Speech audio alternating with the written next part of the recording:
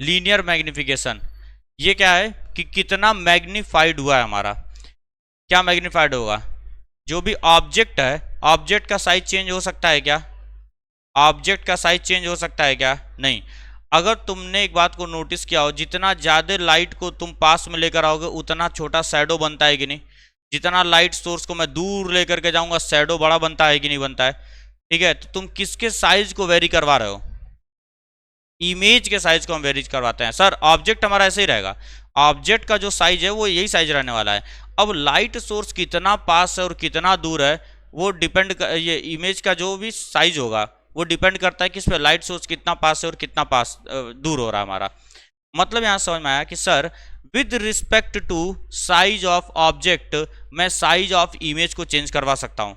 इसी को बोला जाता है मैग्निफिकेशन, कि with respect to object image का साइज कितना चेंज हो रहा है। इमेज का साइज, साइज का मतलब हाइट, हाइट ही देखेंगे इसका, हाइट कितना चेंज होने वाला है। तो इसी को हम लोग क्या बोलते हैं? लीनियर मैग्निफिकेशन बोलते हैं। इसको मैं स्मॉल m से रिप्रेजेंट करता हूं और ये और कुछ नहीं होता है, ये होता है height of image, height of image with respect to height of object, height of object.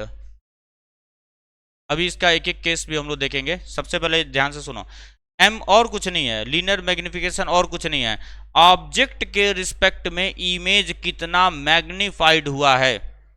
Game वगैरह खेलते हो तुम लोग 2x 4x जूम वगैरह जो नहीं देखते हैं, वही चीज़ है वो, वही मैग्निफिकेशन ही होता है। जो बायो के बच्चे जो तुम लोग माइक्रोस्कोप में चीज़ों को देखते हो वहाँ 2x करते हो 3x नॉब को घुमा करके, वो मैग्निफिकेशन ही होता है। वो मैग्निफिकेशन का मतलब क्या हुआ?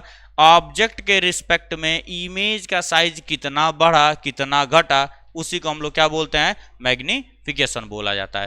ठीक है सर, हमको पता है कि अगर रियल एंड इन्वर्टेड इमेज बनता है, रियल एंड इन्वर्टेड इमेज बनता है तो बाबू ऑब्जेक्ट तो हमेशा हाइट, हाइट हमेशा जब भी हम लोग इमेज का फॉर्मेशन करते हैं ऑब्जेक्ट को हमेशा प्रिंसिपल एक्सिस से ऊपर रखते हैं कि नहीं? और हम लोगों ने साइन कन्वेंशन में ये बात पढ़ी भी है कि जो चीज़ प्रिंसिपल एक्सिस के ऊपर है उसको पॉजिटिव लिया जाता है। और रियल एंड इन्वर्टेड का मतलब क्या हुआ? इमेज का फॉर्मेशन नीचे होगा कि नहीं होगा? साइज को गोली मारो तुम, अभी साइज को तुम गोली मारो, छोटा हो रहा है बड़ा हो रहा है उसको अभी हमें नहीं देखना है, बस इतना बताओ क्या इमेज नीचे बनता है कि नहीं? इन्वर्टेड का मतलब नीचे बनना। सर हमने बात समझी है कि जब भी इमेज या कोई भी ऑब्जेक्ट हो या इमेज हो अगर बिलो द एक्सिस दिया गया है तो उसको हम लोग नेगेटिव बोलते हैं कि नहीं बोलते हैं? तो सर रियल एंड इन्वर्टेड में एम क्या हो जाएगा?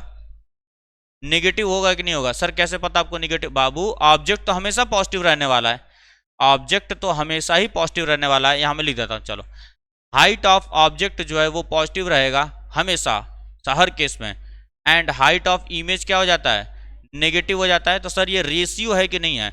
रेशियो है एक नेगेटिव क्वांटिटी का अपॉन में एक पॉजिटिव क्वांटिटी। तो आंसर क्या आएगा सर? नेगेटिव आने वाला है। कोई आपत्ति इसमें? बहुत बढ़िया। अब एक और केस होता है हमारा virtual and erect, virtual and erect. Virtual and erect में क्या हो जाएगा? देखो हाइट ऑफ ऑब्जेक्ट तो ऑलरेडी ऑलवेज पॉजिटिव होगा क्योंकि इमेज के ऊपर रखते हैं हम लोग, एक्सिस के ऊपर, प्रिंसिपल एक्सिस के ऊपर। हाइट ऑफ इमेज क्या हो जाएगा?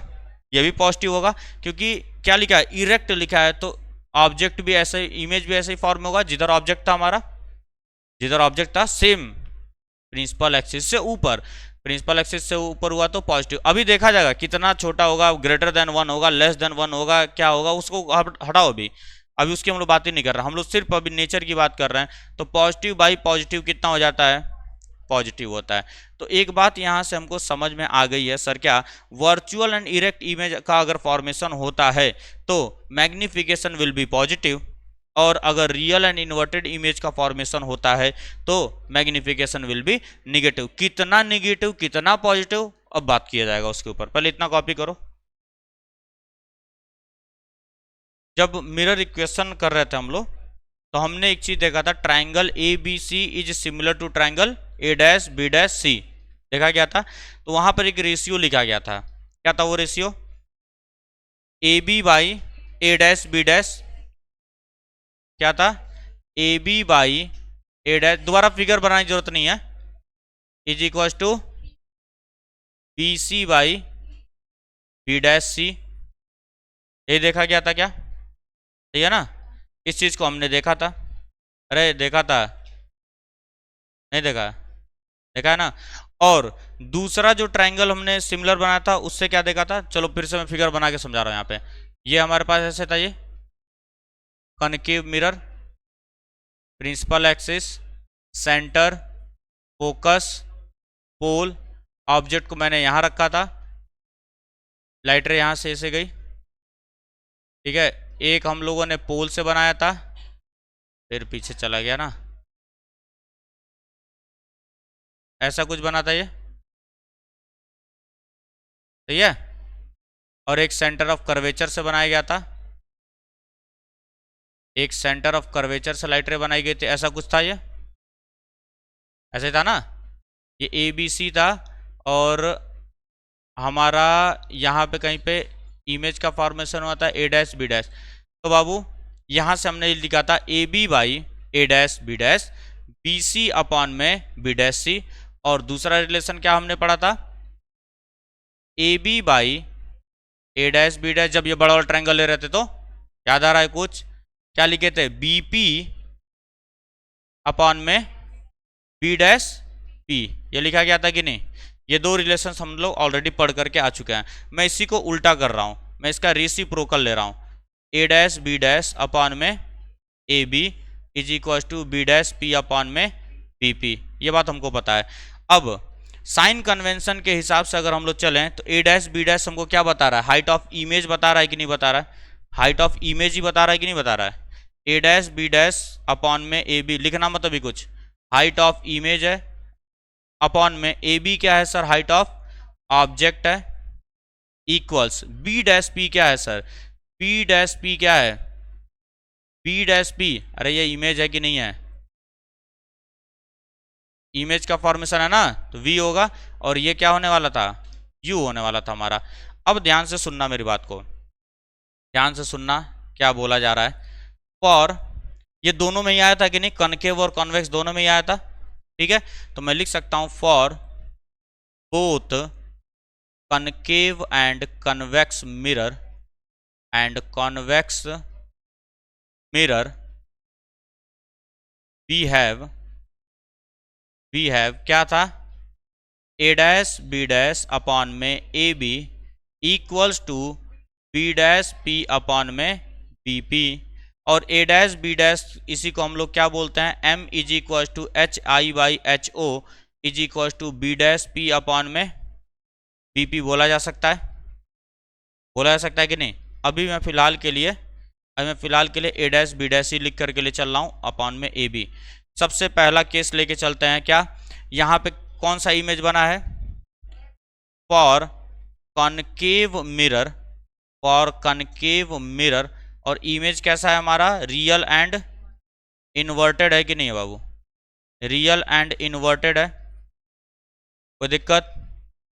चलो, तो अब यहां से m की वैल्यू क्या हो जाएगी, m will be equal to B dash P upon में B P. B dash P जो है हमारा, ध्यान से सुनना, ए डैश बी डैश क्या है हमारा, हाइट ऑफ इमेज है, हाइट ऑफ इमेज है, ठीक है। हाइट ऑफ इमेज क्या होगा, नेगेटिव होगा कि नहीं होगा? तो माइनस एच आई लिख दूं, कोई आपत्ति? कोई आपत्ति है माइनस लिखने पे? नहीं होनी चाहिए।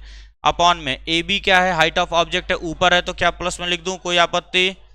Is equal to B dash P का मतलब क्या हुआ, बी डैश पी का मतलब है माइनस वी लिखा जा सकता है, अपॉन में पी पी को क्या लिख सकता हूं, माइनस यू लिख सकता हूं। इसको जब थोड़ा सा फर्दर सिंप्लीफाई करोगे तो एम की वैल्यू क्या आ जाएगी, H I by H O is equal to minus V by U आएगा कि नहीं आएगा? आ गया, ये माइनस माइनस कैंसिल, इस माइनस को मैंने इधर रख दिया। अब इसी में रियल एंड इन्वर्टेड देखा था, second case for concave mirror, figure तुम्हें बनाने की जरूरत नहीं है, फिगर तुमने ऑलरेडी बनाया, मैं समझाने के लिए यहां बनाया हूं, फॉर कनकेव मिरर।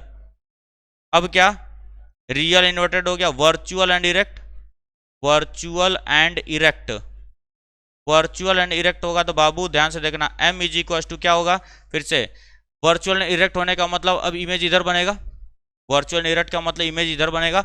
अब v यहां से इधर की तरफ आ जाएगा कि नहीं, v इधर आ जाएगा, ध्यान से सुनना, m क्या हो जाएगा, m की वैल्यू क्या हो जाएगी, प्लस एच आई अपॉन में HO तो हमेशा प्लस ही रहता है, उसमें कोई दिक्कत नहीं है, is equals to B dash P का मतलब क्या होता है, इमेज होता है कि नहीं, इमेज कितना हो गया, V हो गया। ऑब्जेक्ट का डिस्टेंस हमेशा -0 होता है, तो यहां से मैं बोल सकता हूं कि नहीं, m is equal to HI/HO is equal to -V/U। ठीक है, बात समझ में आती है। यहां जब वैल्यू पुट करोगे तो ये प्लस आ जाएगा अपने आप, अरे नहीं माइनस आएगा ना। रियल एंड इन्वर्टेड में कैसा बनता था, m नेगेटिव आता था, रियल एंड इन्वर्टेड में m कैसा बनता है, नेगेटिव बनता है। वर्चुअल एंड इरेक्ट में कैसा बनता है, पॉजिटिव बनता है। जब यहाँ वैल्यूज वगैरह को पुट करोगे तो ऑलरेडी आंसर कितना आएगा, पॉजिटिव में ही आ जाएगा, वो तुमको टेंशन नहीं है, न्यूमेरिकल जब सॉल्व करेंगे तो देखा जाएगा। थर्ड केस हमारा क्या हो जाएगा, third case for convex mirror, और कॉन्वेक्स में सबको पता है इमेज जो बनता है वो कैसा बनता है, वर्चुअल एंड इरेक्ट बनता है, वर्चुअल एंड इरेक्ट बनता है, कोई आपत्ति, तो एम वहां पर भी क्या हो जाएगा, यही वाला सेम फॉलो होगा। दोबारा से पूरा नहीं लिख रहा हूँ मैं, डायरेक्ट लिख रहा हूँ HI/HO is equal to minus का V/U। और ये फॉर्मूला तुम लोग क्लास 10th में पढ़ करके आए हो कि m जो होता है वो HI/HO इक्वल्स -V/U होता है। -V/U जब न्यूमेरिकल सॉल्व करोगे, वैल्यूज को पुट करोगे, अपने आप आंसर जो है वर्चुअल एंड इरेक्ट के लिए पॉजिटिव आंसर आएगा और रियल एंड इन्वर्टेड के लिए निगेटिव आंसर आ जाएगा। उसको तुमको टेंशन लेने की जरूरत नहीं है, ठीक है, कॉपी कर लो इसको।